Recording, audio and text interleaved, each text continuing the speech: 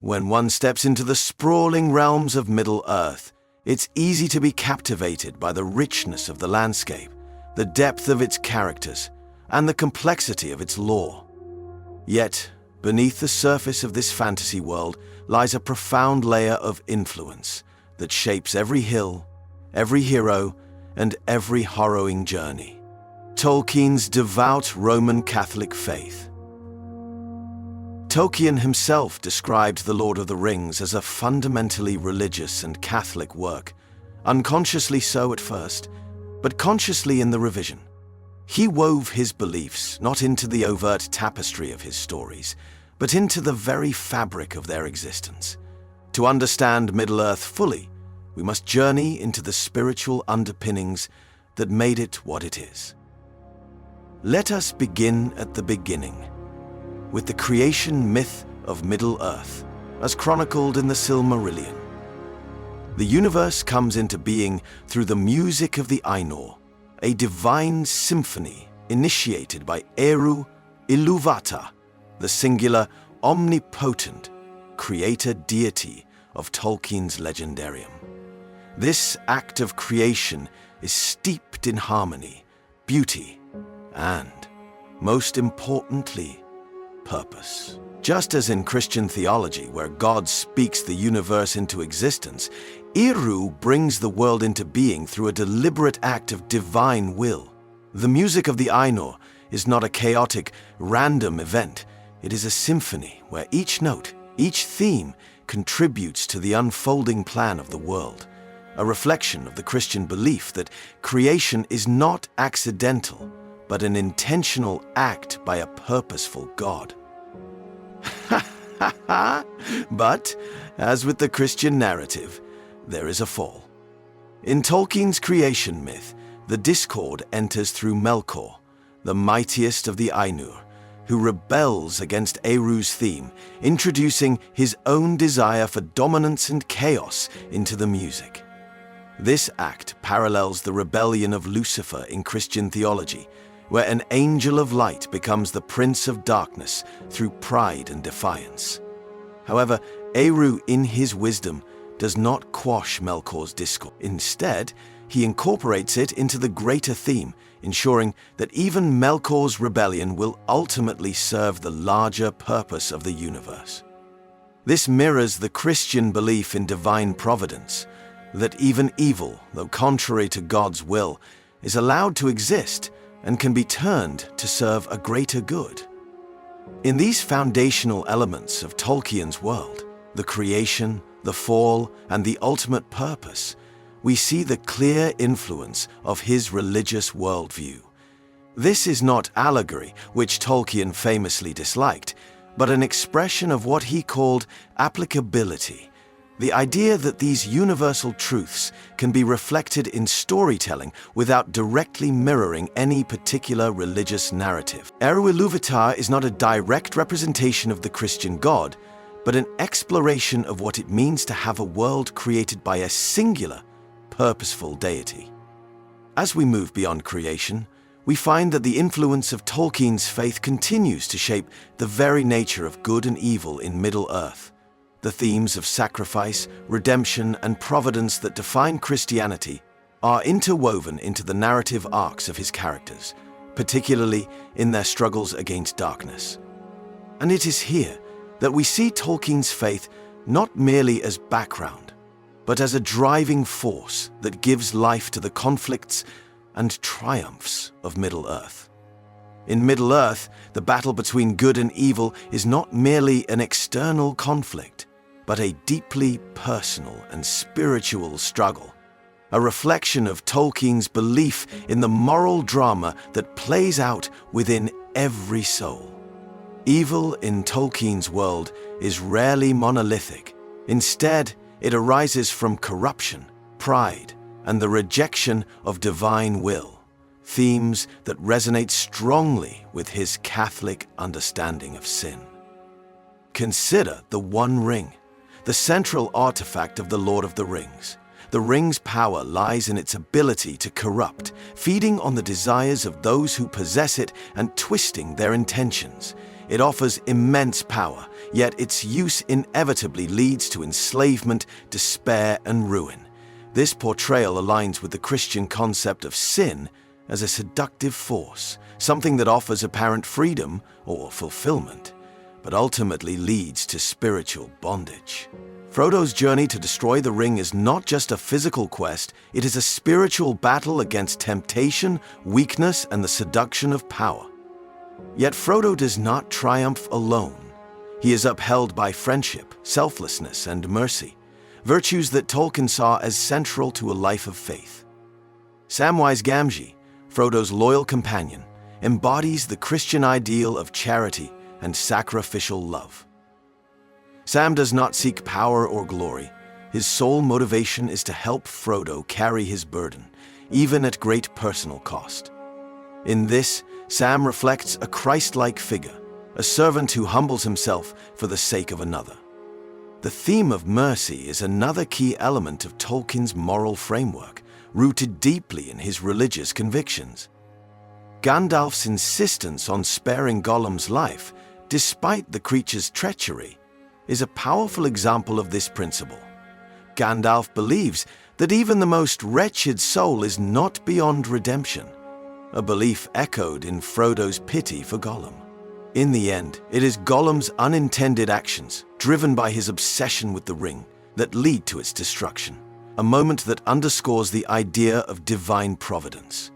Tolkien's narrative suggests that acts of mercy, no matter how small, can have far-reaching consequences, a reflection of his belief in the inherent dignity of every soul. Providence, the idea that events unfold according to a greater plan, is another deeply Catholic theme woven into Middle-earth. While Tolkien avoided direct allegory, he imbued his stories with a sense of unseen guidance. Frodo himself expresses doubt about being chosen for the quest, lamenting, "I wish it need not have happened in my time." Yet Gandalf's response, "So do I. All we have to decide is what to do with the time that is given us," encapsulates a theology of trust in a higher purpose. The journey of the Fellowship, with its twists, failures, and unexpected victories, reflects Tolkien's belief that even in the midst of apparent chaos, there is a guiding hand at work. Evil in Tolkien's world, however, is not absolute. Characters like Boromir, Saruman, and even Smeagol demonstrate that the line between good and evil runs through every heart. Boromir, a noble man who succumbs to the ring's temptation, is redeemed through his sacrificial death, a moment that echoes the Christian belief in repentance and grace.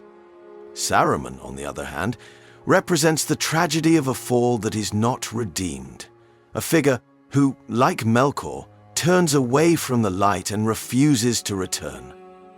In all of this, we see that Middle-earth is not a simplistic battle of light versus darkness, but a profound exploration of the moral choices that define us.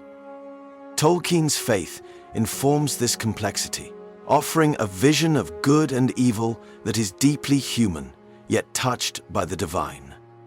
The themes of sacrifice and redemption are among the most poignant reflections of Tolkien's Catholic worldview in The Lord of the Rings.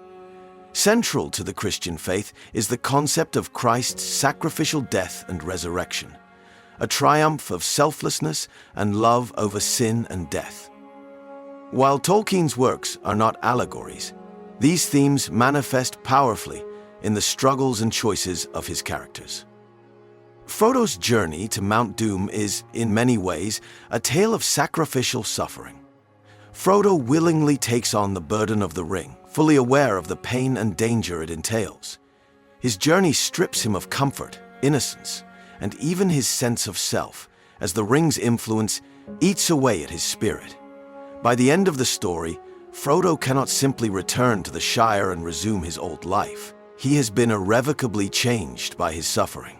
This echoes the Christian idea that true sacrifice often comes with profound personal cost, and yet it is through this suffering that redemption for others can be achieved. Gandalf's death and resurrection in the Fellowship of the Ring is another striking example. When Gandalf confronts the Balrog in the mines of Moria, he sacrifices himself to save the Fellowship, falling into the abyss in an act of selflessness. Yet his death is not the end. Gandalf returns, transformed into Gandalf the White, a figure of greater wisdom and power. This transformation is not a direct allegory for the resurrection of Christ, but it resonates with the Christian belief in the triumph of life over death and the idea that suffering and sacrifice can lead to renewal. Aragorn too embodies a Christ-like archetype in his role as the healer and king. In Christian theology, Christ is often described as the true king and the healer of souls, and Aragorn fulfills these roles within Middle-earth. His return to Gondor as the rightful king heralds a time of healing and renewal, symbolized by his use of the Athle's plant, known as Kingsfoil, to heal those wounded by the Black Breath. The hands of the king are the hands of a healer, Tolkien writes, a phrase that reflects both Aragorn's kingship and his role as a figure of hope and restoration. The influence of Catholicism is perhaps most evident in the way Tolkien frames the concept of eucatastrophe, a term he coined to describe a sudden, unexpected turn of events that brings about a joyous resolution. For Tolkien, eucatastrophe is not just a narrative device, but a reflection of his belief in divine grace. The destruction of the ring is the ultimate eucatastrophe of the Lord of the Rings. Frodo fails at the final moment, succumbing to the ring's power, but it is Gollum's greed and misstep that lead to the ring's destruction. This moment is not the result of the character's strength or planning, but an act of providence that transcends their understanding, a testament to Tolkien's belief in the grace of God working through even the most flawed of beings. The theme of hope, even in the face of despair, is another thread that runs through Tolkien's works and reflects his faith. In The Return of the King, Sam's moment of wonder at the sight of a single star shining above the darkness of Mordor captures this beautifully. There, peeping among the cloud rack above a dark tor high up in the mountains, Sam saw a white star twinkle for a while. The beauty of it smote his heart, for like a shaft, clear and cold, the thought pierced him that, in the end, the shadow was only a small and passing thing.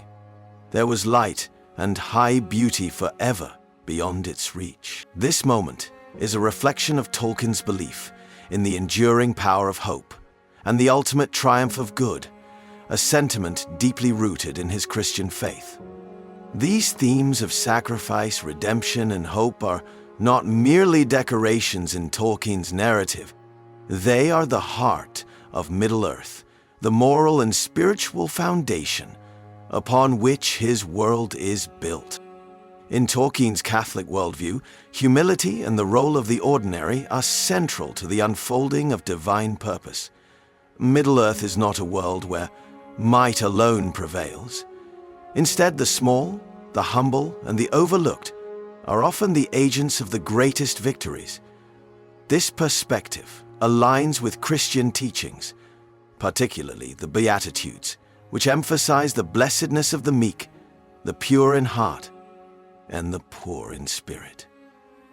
Nowhere is this more evident than in the hobbits themselves. Frodo, Sam, Merry, and Pippin are not warriors, kings, or wizards. They are simple folk from a quiet, rural land.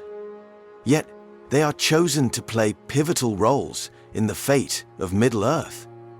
The ring, an object of immense power and temptation, could have easily been entrusted to someone like Aragorn or Gandalf. Instead, the ring saved most of them, unlike two of its more significant employees. Instead, it is Frodo, an unassuming hobbit, who bears this burden. This choice reflects Tolkien's belief in the spiritual value of humility and the idea that the greatest victories often arise from the most unexpected places. Samwise Gamgee, in particular, embodies the Christian ideal of humble service. He never seeks glory or recognition, yet his steadfast loyalty and simple courage are essential to the success of the quest. When Frodo falters, it is Sam who carries him, literally and figuratively, up the slopes of Mount Doom. Sam's role highlights the idea that greatness is not found in power or wealth, but in selfless love and dedication. This theme extends beyond the hobbits to the broader narrative. In the climax of The Lord of the Rings, it is not strength of arms or cunning that destroys the ring, but the interplay of mercy, weakness, and grace. Frodo fails to resist the ring's power at the last moment, but it is Gollum's obsession, combined with Frodo's earlier acts of pity, that ultimately leads to the ring's destruction. This moment encapsulates Tolkien's belief in the mysterious workings of grace, unearned, often unseen, yet profoundly transformative. The role of grace is also evident in the broader historical context of Middle-earth. In the Silmarillion, we see how the downfall of Númenor, a once great kingdom, arises from pride and the rejection of divine authority. Yet even in their downfall, the Númenorians who remain faithful to Eru Ilúvatar are given a chance for renewal in the form of the Dunedain, the descendants of those who fled to Middle-earth. This theme of renewal through grace reflects Tolkien's belief in the possibility of redemption, even after failure, a concept deeply rooted in his Catholic faith. Finally, the humility of Middle-earth's characters is contrasted with the hubris of its antagonists. Sauron, Saruman, and even Melkor are defined by their pride, their desire to dominate and impose their will upon the world. This pride leads to their downfall, a recurring theme in Tolkien's works and one that mirrors the Christian understanding of sin as a turning away from God in favor of sin. In all of this, Tolkien's narrative emphasizes the power of humility, the necessity of mercy, and the mysterious workings of grace. These are not just elements of his faith, but profound truths that shape the moral and spiritual landscape of Middle-earth. Tolkien's religious beliefs, though deeply embedded in his works, are rarely explicit. Instead, they act as a quiet undercurrent, shaping the themes, characters, and moral framework of Middle-earth. His choice to express his faith through applicability, rather than allegory, allows his stories to resonate with readers of all backgrounds, inviting them to explore universal truths without feeling bound to a specific creed. One of the most profound reflections of Tolkien's faith is his portrayal of death and immortality. In Christian theology, death is not the end, but a transition, a doorway to eternity. This perspective is mirrored in the fate of men in Middle-earth, who are described as bearing the gift of men, the unique ability to pass beyond the circles of the world. While this gift is viewed with fear and sorrow by many, it is ultimately a mark of freedom and hope, a reminder that the world is not their final home. Contrast this with the elves, who are bound to the world as long as it endures. Though immortal, the elves experience a profound sense of loss as the ages pass. Their creations fade, and the world changes. Their immortality, far from being a blessing, becomes a form of exile, a poignant reflection of Tolkien's belief that earthly life, no matter how beautiful, cannot compare to the ultimate joy of reunion with the divine. This theme is most evident in the bittersweet endings of Tolkien's stories. Frodo's departure to the Undying Lands is not a triumphant conclusion, but a poignant farewell. He carries the scars of his journey, unable to find peace in the Shire he saved. His passage across the sea while offering healing is a reflection of Tolkien's understanding of human longing for a paradise that can never be fully realized in this life. It is an echo of the Christian belief in a heavenly home, a place of rest beyond the reach of earthly suffering. Even the structure of Middle-earth's history reflects Tolkien's religious worldview. The ages of the world, marked by great rises and falls, echo the Christian understanding of a providential plan unfolding through time. From the creation of Arda to the destruction of the ring, The narrative is imbued with a sense of purpose and meaning, even in the face of tragedy and loss. This view of history, as both linear and purposeful, stands in contrast to the cyclical view found in many mythologies and reflects Tolkien's belief in a divine plan guiding the course of events. In the end, the influence of Tolkien's religious beliefs on Middle-earth is both subtle and profound. It shapes the moral struggles of his characters, the themes of sacrifice and redemption, and the very fabric of his world. Yet, it does so in a way that invites rather than compels, offering readers a vision of hope, beauty, and grace that transcends the boundaries of belief. As Tolkien himself wrote, "There is some good in this world, and it's worth fighting for." In Middle-earth, as in life, that good is a reflection of something greater, a light that shines even in the darkest of times, guiding us toward hope, redemption, and ultimately, eternity.